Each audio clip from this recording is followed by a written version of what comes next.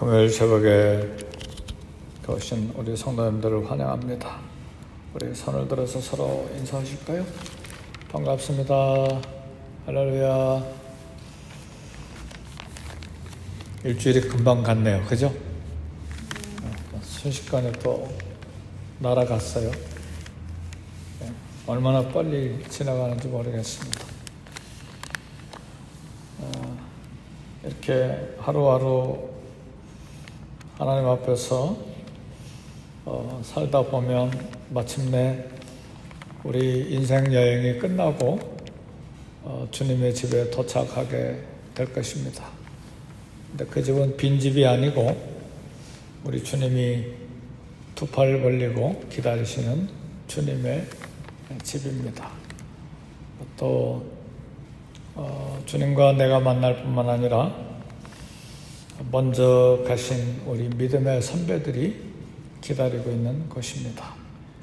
거기까지 우리 여행하는데 중간에 길 잃지 말고 또 넘어지지 말고 잘 도착할 수 있기를 주의 이름으로 축복합니다. 예수님께서 우리 인생을 수고하고 무거운 짐진 자라 그렇게 이야기했습니다. 이 땅에서 사는 자체가 수고입니다. 기쁜 일이든 슬픈 일이든 어려운 일이든 또 쉬운 일이든 모든 것이 다 수고스러운 것이고 또 그것이 무거운 짐이라고 그랬어요. 왜요? 호흡하는 것 자체가, 이 땅을 사는 것 자체가 짐을 지고 가는 삶이기 때문에 그렇습니다. 우리는 모두가 자기가 짊어지고 가야 되는 짐 지고 가는 인생입니다. 따라서 그 무거운 짐이 무엇인지를 알고 그 짐의 무게에 짓눌리지 말고 자유를 얻어서 살아야 됩니다. 우리를 무겁게 만드는, 우리를 짓누르는 짐이 무엇인가?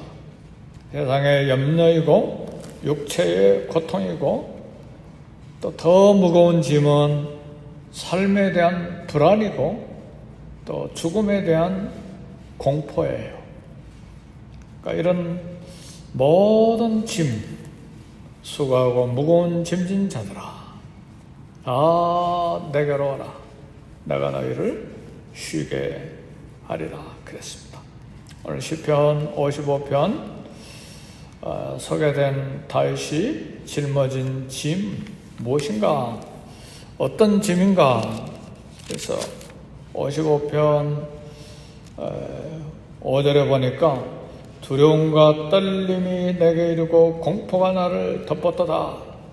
다윗이 짊어지고 있는 무거운 짐이 어떤 짐이었는가? 두려움의 짐이었어요. 떨림의 짐이었어요. 공포가 뒤덮는 짐이었어요. 이런 짐은 정말 하루 짊어지고 가기가 굉장히 어렵죠. 이런 짐이 있는 경우에는 우리 조금 전에 일주일이 막 빨리 지나간대요. 날아가 버렸네요. 그렇게 생각은 못해요. 1분이 한 달 같고 1시간이 수십 년 같고 왜 이렇게 시간이 안 가? 이런 두려움과 떨림과 공포의 짐은 너무나 무겁기 때문에 시간이 고통스러운 것이죠. 근데 왜 이렇게 다윗이 두려움과 떨림과 공포가 이렇게 다윗의 인생을 무겁게 짓누르고 있었는가? 평생이 아니고 사건이 벌어진 거예요. 친아들 압살롬과 그동안에 믿고 맡기고 의지하고 대화하고 함께 참 식사도 하고 함께 하나님의 집에도 갔던 아히도벨이라고 하는 신하가 자기 친아들과 함께 반역을 일으킨 거예요. 여러분,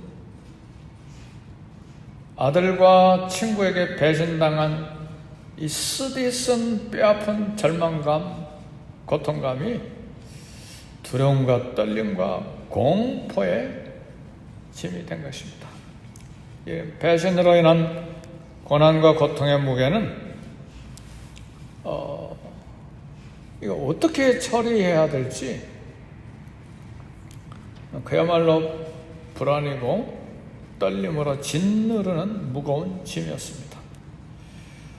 13절 55편 13절 한번 보세요. 어떻게 고백하나? 그는 곧 너로다 나의 동료, 나의 친구요, 나의 가까운 친구로다. 별로 모르는 사람이 아니고 가까운 정말 친밀한 사람이었는데 이 사람들이 반역을 했다 그 말이죠. 차라리 원수였다면, 차라리 적군이었다면 견디기 쉬웠으리라. 그러나 믿고 신뢰했던, 재밌게 함께 살았던 사람들이 다윗의 목에 칼을 겨눴어. 우리말에도 그런 말이 있잖아요. 믿는 도끼에 발등이 찍힌다고. 내 손에 도끼가 있으니까 내가 마음대로 이렇게 휘둘러서 내가 원하는 대로 쓸 줄 알았더니 내 손에 핸들되지 않고 내 발을 그냥 찍어버렸으니, 믿는 도끼에 발등 찍힌다는 게 자기 친아들과 그렇게 다정하게 친하게 지냈던 아이도벨이라고 하는 모사 신하가 반역을 일으켰으니 고통이 더 큰 거예요. 이 인생이 뭔가 처절한 고통, 두려움, 인생에 대한 회의, 절망이 다윗을 사로잡은 거예요. 그러니까 인간은 혈연 관계도 맹세한 관계도 믿고 의지할 대상이 못 된다. 우리가 더욱 분노하고 더욱 치가 떨리고 더욱 인생에 대해서 절망하는 것은 나의 피부치와 나 가장 속마음을 털어놨던 가까운 사람이 배신을 때린다고 그러죠. 그 말이 국어의 문법이 맞아요. 배신을 때린다는 말이. 그럴 때 이게 정말 힘들다는 거예요. 그래서 사랑하는 성도 여러분, 이건 사람을 신뢰하지 말라는 말이 아니죠. 서로 신뢰해야죠. 믿어줘야 되고, 내 인생은 변절이 있기 때문에 절대적으로 의지할 대상이 못 된다는 말이에요. 그래서 우리 부모들도 내 자식만큼 믿을 수 있어. 그럴 때 나이가 먹어갈수록 더 서글프고 서럽고 눈물 나는 거예요. 그러니까 인생은 그렇게 의지하는 것 아닙니다. 네. 사랑을 쏟아줬으면 쏟아준 걸로 끝내야 돼요. 네, 목회 현장에도 그래요. 목회 현장에도.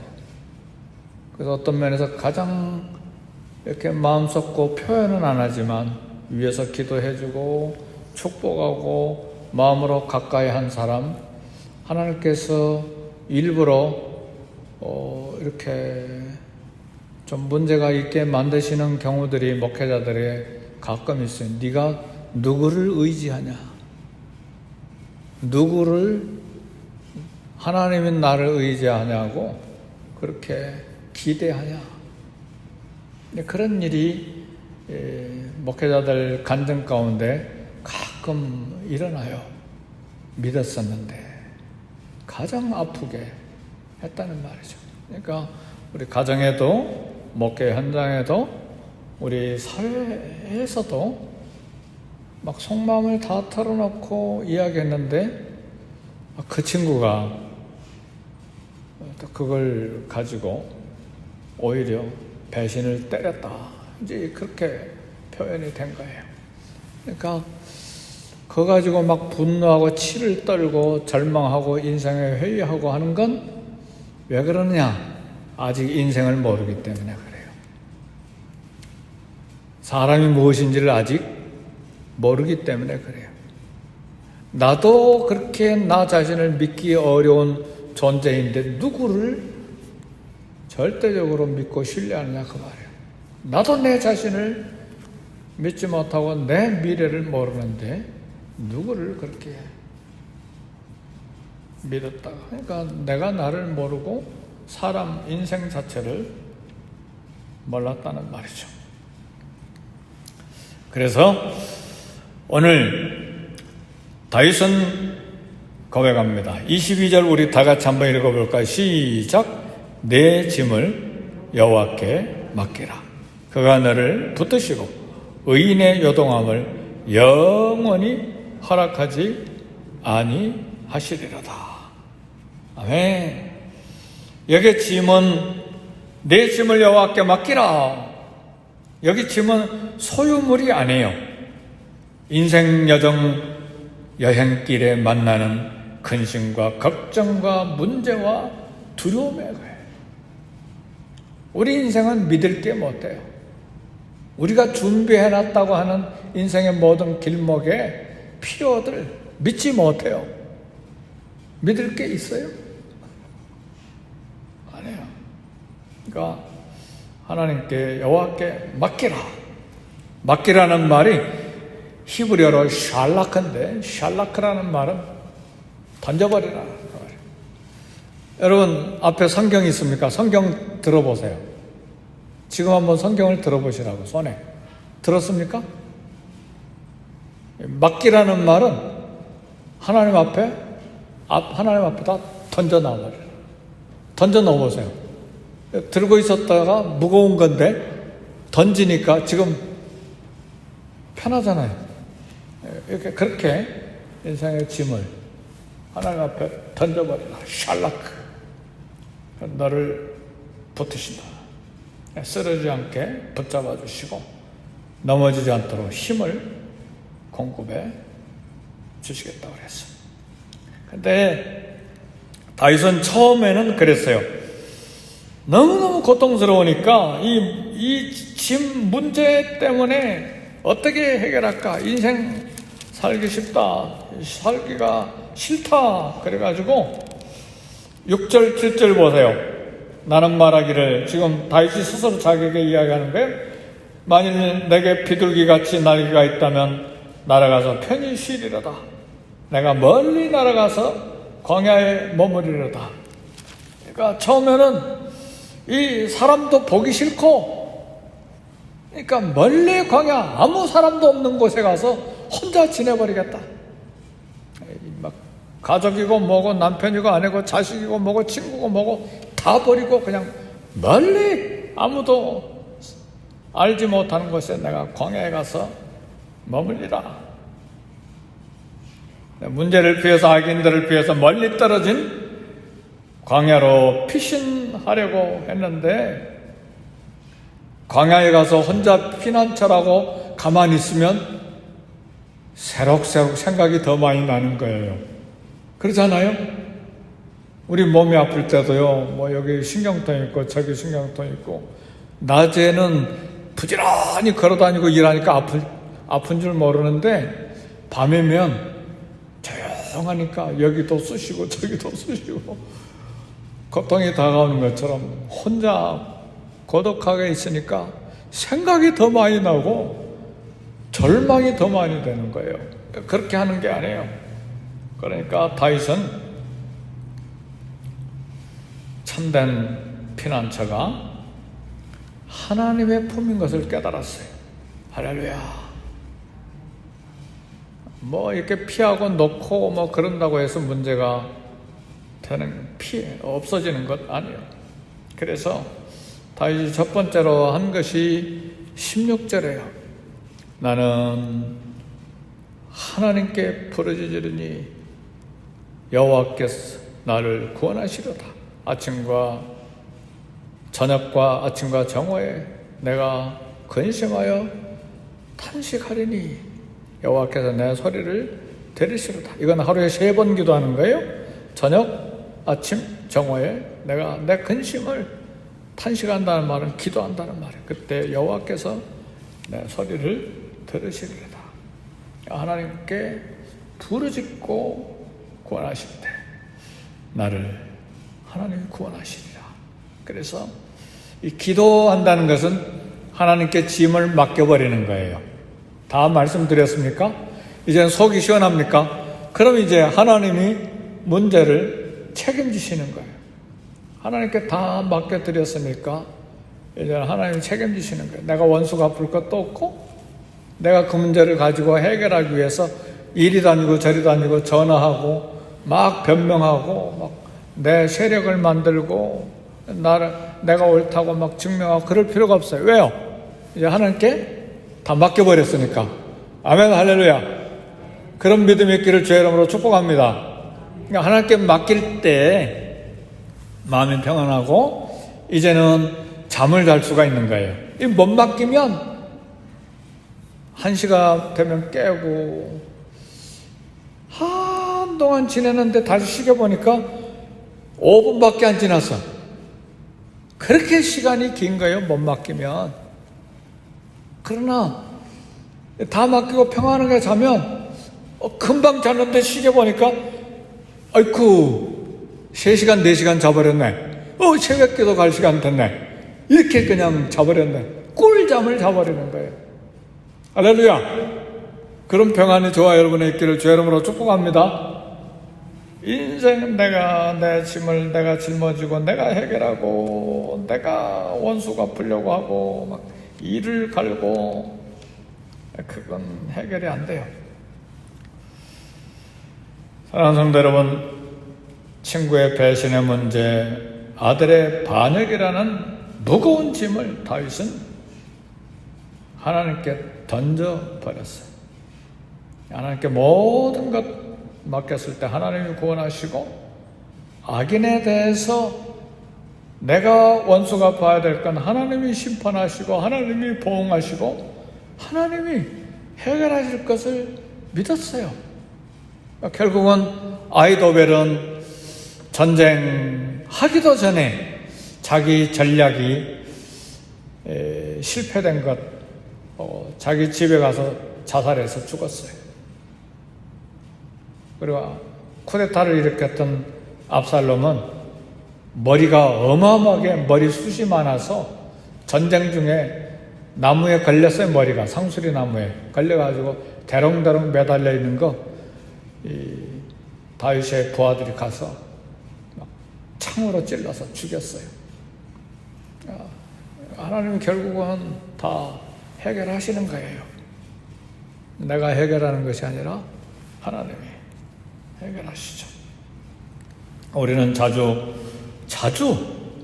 근심, 걱정에 시달리고 두려움에 평안 누리지 못하는데 내가 문제를 떠안고 내가 해결해? 안 해요. 저와 여러분, 우리 인생의 주인은 하나님이세요. 삶은 내 것이 아닙니다. 저와 여러분의 삶의 주인은 누구예요? 하나님이세요. 자식들도 주인이 누구세요? 하나님이신 건 믿으십니까? 자식들, 아들, 딸, 내가 내 몸에서 낫다고 내 것으로 알고 내가 다 해결하려고 하고 내가 다 책임지려고 하고 내가 다 컨트롤 하려고 하는 거 어림도 없는 이야기예요. 아브라함, 이삭, 그래서 하나님이 달라고 그러셨잖아요. 하나님 줘라. 내가 지시한 산에 가서 제사 드려라. 하나님이 달라고 하시는 건 하나님의 것이기 때문에 그렇죠? 그러니까 내 삶의 주인도 하나님, 내 자식들의 인생도 주인이 하나님. 그러니까 내 문제를 하나님께 던져버렸을 때 내 인생의 내 삶의 주인이 해결하시는 거예요. 아멘, 할렐루야. 그러니까 인생을 주님께 맡기는 거예요. 오늘 내게 맡겨진 일 성실하게 순종하면서 이 땅을 살지만 결국 모든 인생의 책임은 주인에게 있는 거예요. 저 사람이 일어나고 넘어지고 하는 건 다 주인이 책임지는데 네가 왜 그렇게 비판하고 비난하고 그러냐? 우리 주님이 하신 말씀이잖아요. 그 종이 넘어지고 일어서는 건 주인의 책임인데 네가 뭔데 비판하고 막 비난하고 막 비방하고 모함하고 넘어뜨리려고 하고 너 아니다. 주인이 하는 거다 그거. 그러니까 다른 사람의 문제도 그렇다 그 말이에요. 다른 사람은 그래서 베드로가 이야기합니다. 베드로의 고백이에요. 그 전에 예수님이 살아계셨을 때는 자기 문제 자기가 책임지려고 막 날뛰었던 사람인데 이제는 베드로 철이 들고 성령에 충만하고 하나님의 사람이 되니까 베드로전서 5장 7절에 이야기합니다. 너의 염려를 다 주께 맡겨버려라. 할렐루야. 자기의 목숨도 주님께 다 던져버린 거예요. 주님이 대신 책임지시니까. 이미 주님이 그렇게 말씀하셨잖아요. 젊어서는 네가 띠를 띠고 네가 원하는 대로 마음대로 다녔거니와 늙어서는 남이 내게 띠를 띄우고 내가 원하지 않은 곳으로 데려가리라. 그러니까 주님이 인생을 책임지고 이끌어 가시고 어떻게 내 삶을 통해서 영광 받으실 건지 주님이 하신다 그 말이에요. 그 요한은 어떻게 되겠습니까? 내가 책임질 문제 아니다.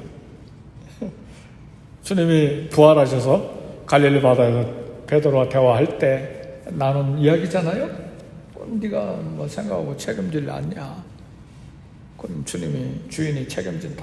그러니까 베드로가 이제는 이야기하는 거예요. 너의 염려 다 주께 맡겨버리라. 그래서 우리 주님이 결론적으로 오늘 우리에게 말씀하십니다. 수고하고 무거운 짐진 자들아 다 내게로 오라. 내가 너희를 쉬게 하리라. 내 삶의 주인은 하나님이십니다.